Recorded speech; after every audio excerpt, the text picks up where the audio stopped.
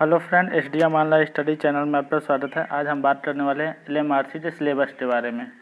देखिए, एलएमआरसी में जो वैकेंसी आई हुई है तो इसमें हम बात करेंगे मेंटेनर की। मेंटेनर में आपकी इलेक्ट्रीशियन और एसएनटी एंड सिविल, जिसमें फिटर ट्रेड के लिए एलिजिबल किया गया है। तो फिटर वालों का ही सिलेबस हम डिस्कस करेंगे। तो फिटर वालों में देखिए क्या क्या सिलेबस है। तो सबसे पहले एलएमआरसी का एग्ज़ाम पैटर्न क्या है। एग्ज़ाम पैटर्न जो है तो एग्ज़ाम पैटर्न की बात करते हैं। देखिए, आपका 100 क्वेश्चन रहेंगे। 100 क्वेश्चन को दो भाग में डिवाइड किया गया है, 75 और ये 25। तो 75 आपका टेक्निकल रहेगा और 25 आपका नॉन टेक्निकल रहेगा। तो अब नॉन टेक्निकल को 4 भागों में डिवाइड किया है। तो 25 नंबर को 4 भागों में डिवाइड किया गया है। तो ये आपके 5 क्वेश्चन रहेंगे मैथ के, एप्टीट्यूड मैथ जिसे बोलते हैं। इसके बाद फिर 5 क्वेश्चन रहेंगे रीजनिंग के, फिर 5 क्वेश्चन रहेंगे इंग्लिश के और 10 क्वेश्चन रहेंगे जीएस के।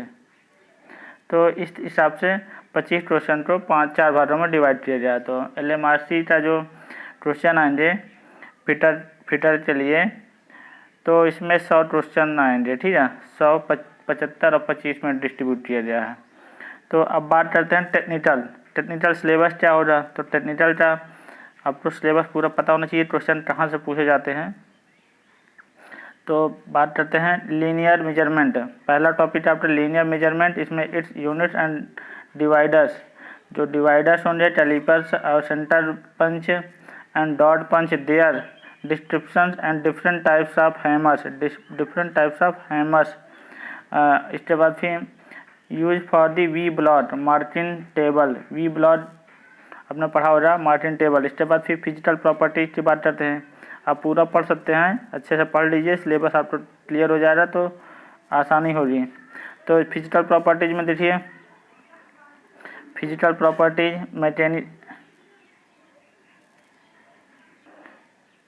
तो फिजिकल प्रॉपर्टीज में इंजीनियरिंग मटेरियल्स की जो प्रॉपर्टीज होती हैं, जिसमें केमिकल प्रॉपर्टीज होती है, और इसके बाद फिर फिजिकल प्रॉपर्टीज और मैकेनिकल प्रॉपर्टीज।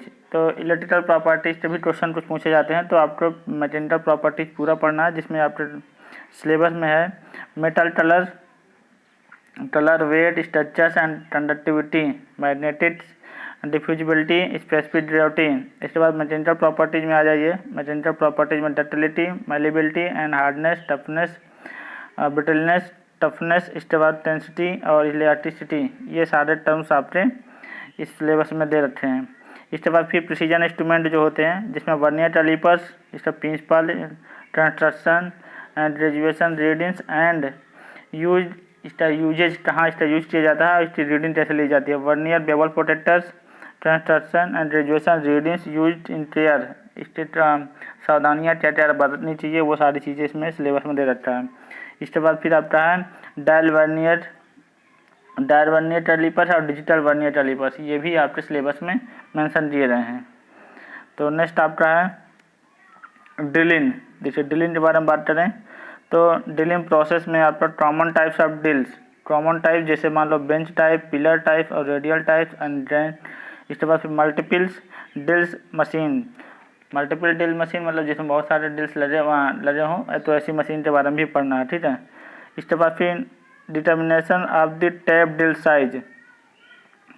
साइज को डिटर्मिनेट करने के लिए, टैप ड्रिल साइज का मान निकालने के लिए कौन सा फार्मूला यूज करते हैं। जब mm में दिया रहता है तो क्या यूज करते हैं, और जब इंच में दिया रहता है तो क्या यूज किया जाता है, ठीक है।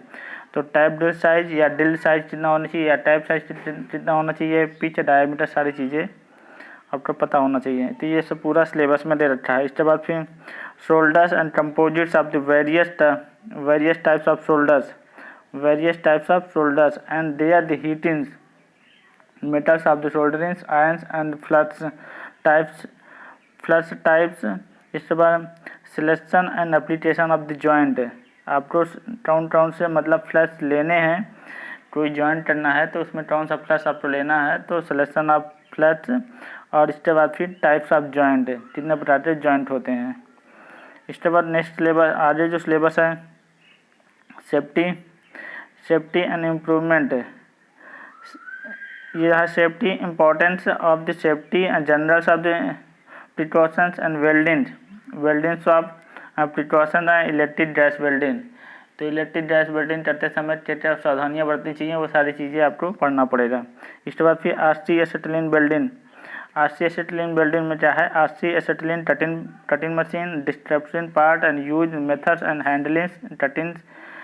इसके बाद फिर टच एंड डिस्ट्रप्शन एंड इसके बाद पार्ट ऑफ द फंक्शन, इसके पार्ट्स और फंक्शन, ये सारी चीज़ें आपको RC एसिटिलीन वेल्डिंग में पढ़ना है। इसके बाद फिर डिल में आपको क्या क्या पढ़ना है, उसके पहले मेटल्स पढ़ने हैं, metals and types of drill पढ़ने हैं। इसके बाद फिर टेपर सैंड और straight shank in the part of the size, ये भी सब क्या पार्ट ऑफ साइज के हैं, डिल के पार्ट हैं। इसके बाद फिर डिल एंडर पढ़ना है, डिल एंडर different types of materials and cutting speed and RPM speed, cutting speed, ये सारी चीज़ें आपके सिलेबस में दे रखी है। इसके बाद फिर method of the expressing the tolerance, BIS fit के अनुसार जो है ब्रिटिश स्टैंडर्ड सिस्टम, तो फिट इसमें कितना प्रकार की फिट्स होती हैं ये पढ़ना है, टाइप्स ऑफ फिट। इसके बाद फिर डिफिनीशन ऑफ द फिट्स, सभी फिट की डिफिनेशन पढ़नी है। इसके बाद साथ में आपको क्या पढ़ना है कि hole basis and shaft basis system, जो भी आपके हैं सिलेबस में। इसके बाद फिर कास्ट आयरन में आपको पढ़ना है मैन्युफैक्चरिंग प्रोसेस यूजिंग दी, देखिए कास्ट आयरन कैसे बनता है, पिग आयरन से बनता है। तो पिग आयरन से जब कास्ट आयरन बनता है तो ये किस प्रोसेस से बनता है, ठीक है, और किस भट्ठी से बनता है। तो cast iron manufacturing process by the cupola furnace, type, properties and use. Wrought iron manufacturing process, इसके बाद पुडलिन भट्टी से बनता है, और इसके बाद फिर एस्टर भट्टी से भी बनता है ये, इसको प्रॉपर्टीज पढ़नी है, रॉट आयरन की प्रॉपर्टीज पढ़नी है। इसके बाद भी steel manufacturing process joint and carbon steel, types of the properties of usages, मतलब रॉट आयरन में कार्बन की परसेंटेज मिलाने से कई प्रकार की स्टील बनती हैं, जैसे कि डेड माइल्ड स्टील तो क्या बोलते हैं, लो कार्बन स्टील। इसके बाद फिर medium carbon steel, high carbon steel, stainless steel, ये सभी परसेंटेज कार्बन की परसेंटेज चेंज करने से ये प्रोसेस में परिवर्तन आता है। तो ये सारी चीज़ें आपको इसमें कास्ट आयरन में ही पढ़ना है। तो ये आप मतलब लोहे की जितनी प्रॉपर्टीज होती हैं कार्बन को बढ़ाने से उनमें क्या क्या परिवर्तन आ रहा है वो सारी चीज़ें पढ़नी है। इसके बाद फिर safely preparation to the observation and file the workings of the lathe machine के वर्किंग पढ़नी है, जिसमें लेथ के स्पेसिफिकेशन और कंस्ट्रक्शनल जो भी लेथ कैसा स्पेसिफिकेशन होता है वो सारी चीज़ें आपको पढ़नी है। टाइप्स ऑफ लेथ भी पढ़ना है। इसके बाद फिर लेथ के मेन पार्ट जो है, जैसे बेड, शॉर्ट और carriage and tail store and feed. इसके बाद थ्रेड कटिंग्स, इसके बाद machinings of the machining lathe cuttings and tools. तो ये सारी चीज़ें आपको कटिंग टूल्स और ये चीज़ें आपको इसमें लेथ में जो टॉपिक हैं ये सब पढ़ना पड़ेगा, इसमें सब सिलेबस में दिया हुआ। नेक्स्ट आफ्टर है, इसके बाद फिर description of use in the dredge, types of dredge पढ़ने हैं, टाइप्स ऑफ ड्रेज ये पढ़ने हैं, filler dredge, screw dredge, pitch dredge, radius dredge and wire dredge. ये अपने इन सब ड्रेज को इनका क्या क्या यूज होता है तो ये सारी चीज़ें पढ़ना है। इसके बाद फिर लॉटन डिवाइस कौन कौन सी होती हैं, लॉटन डिवाइस नट टाइप्स। इसके बाद फिर nut, trestle and slot nut, swan nut and groups nut, ये सारे नट्स हैं, इनको पढ़ना है, लॉटन डिवाइस में आता है। लैपिन, एप्लीकेशन ऑफ द लैपिन पढ़ना, मटेरियल्स एंड टूल्स, ये लैपिन में आता है। इसके बाद फिर honing, application of the honing of material, honing and the tools, shapings and dreads of honing, जो हॉर्निंग बनाए जाते हैं वो अलग अलग ड्रेड के बने होते हैं, तो वो ड्रेड्स पढ़ने हैं। इसके बाद फिर आपको roller and need in the bearings, मतलब रोलर पढ़ने हैं। इसके बाद फिर बेयरिंग पढ़नी है, उनके क्या नीड्स हैं, types of the bearings and description of the use industrial visit, industrial में बेयरिंग का क्या यूज होता है, कौन कौन से पार्ट यूज किए जाते हैं। इसके बाद फिर हार्डनिंग एंड टेम्परिंग, हार्डनिंग पढ़नी है और टेम्परिंग पढ़नी है। हार्डनिंग कहाँ की जाती है, टेम्परिंग कहाँ की जाती है, कार्बोराइजिंग कहाँ की जाती है, ये सारी चीज़ें आपको पता होना चाहिए। Tempering and colour chart. इसके बाद फिर एनालिंग प्रोसेस, हीट ट्रीटमेंट में आता है ये एनालिन चार्ट और नॉर्मलाइजिंग प्रोसेस। नॉर्मलाइजिंग इसका purpose of the heat treatment, इनका क्या पर्पज है, हीट ट्रीटमेंट का क्या पर्पज है, नॉर्मलाइजिंग और एनालिन का क्या पर्पज है, ये सारी चीज़ें आपको। इसके बाद फिर पाइप फिटिंग्स, पाइप फिटिंग भी पढ़ना है। पाइप फिटिंग में आपको टाइप्स ऑफ जैसे कॉमनली यूज्ड इन पाइप, इसके बाद पाइप शेड्यूल पढ़ने हैं, स्टैंडर्ड पाइप, इसके बाद पाइप बेंडेड मेथड्स, इसके बाद फ्लेक्सिबल बेंडेड पाइप, ये सारी चीज़ें आपको देखना पड़ेगा।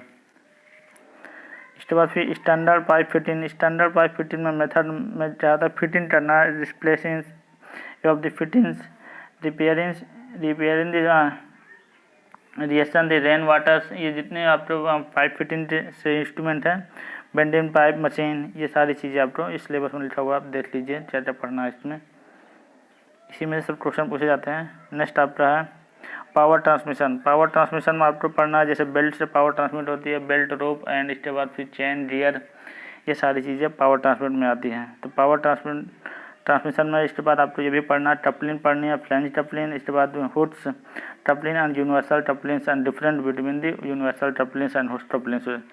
तो इसके बाद फिर लुब्रिकेंट पढ़ना है, लुब्रिकेशन और lubrication method of lubrication and how to fill for the oil from the journals of the bearings. Bearing में इसका क्या यूज होता है, methods of the lubrication and duty feed and personal duty feed and force and pressure feed and lubrication of instrument, जो भी lubrication करने के लिए इंस्ट्रूमेंट यूज करते हैं, ये सारी चीज़ें आपको पढ़ना पड़ेगा।